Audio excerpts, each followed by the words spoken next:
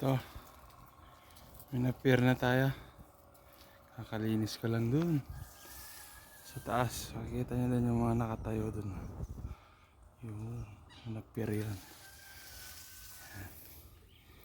Yan o, chinat natin hanggang yung malambot lang na part.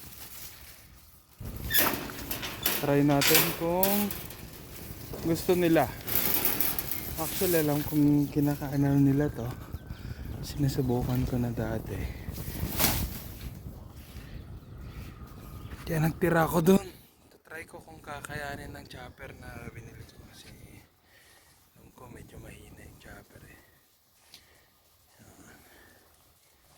So, yan guys.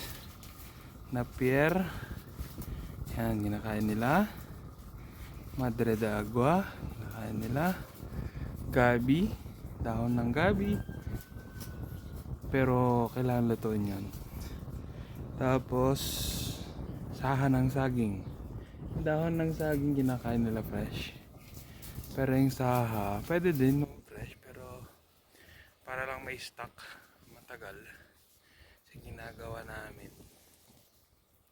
sinachop namin yung saha para na trunk. Tapos lalagay doon, ferment yan para may stock na pagkain sila.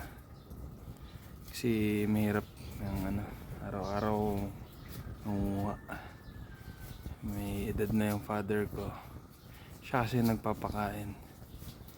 Kaya ako tuwing weekend lang at working tayo sa hospital, kaya weekdays may pasok, weekend minsan may oras. Kaya ito yung stress reliever ko,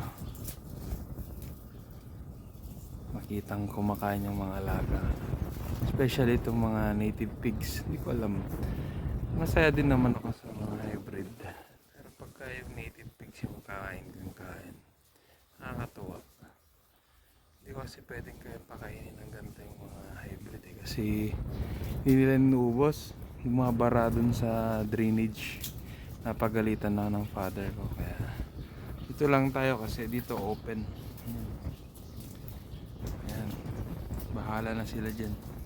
At saka lang malilinisan yan pagka nilipat ko na sila dun sa loob. Dun sa loob yun, pagka pwede na silang breed. Ngayon kasi ay 3 to 4 months pa lang sila eh.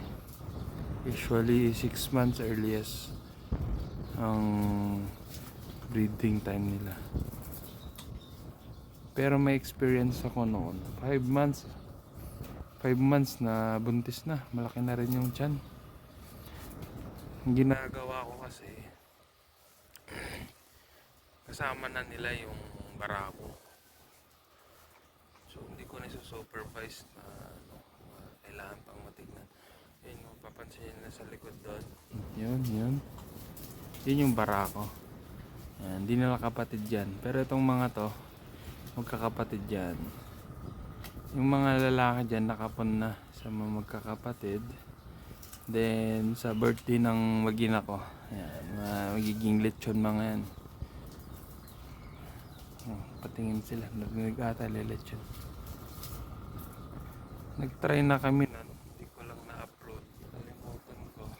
At kasi ako yung nag-driver na nag-lechon, kalimutan ko na. Pero sarap siya, hindi ganun kataba, malinamnam. Hindi ko actually, halos wala talagang pets ng mga to. Ngayon lang nilalagyan ko kasi parang sobrang late naman nila. Kasi yung nanay nila eh medyo malaki din. Laking pets yung mga yun eh. Tinatry ko lang na pakainin ta ng mga organic. Pero mas mabagal talaga. Yung kapatid nilang bunso, mas malaki pa siya dito. Ayan. Mas malaki pa siya doon. May white sa noo. So na over ano niya, overgrowth niya tong pinakamalit dito. So malaki talaga yung ano ng feeds effect yan. Pero at least trinay, malaman. Mas malalaki pa rin naman ng mga nakakawin mga yung iba dyan. Ngayon naglalagay na ako ng konting feeds. Kasi nung makahabol kahit konti para pagka nag-breed sila medyo kakayanin. Yan. Okay. Kapel ng nocture.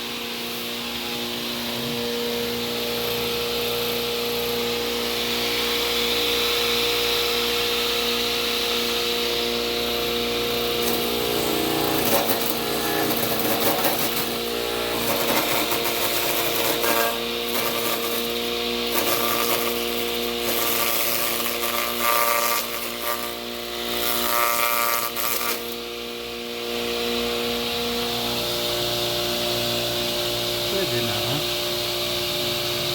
Next project. Fermented na.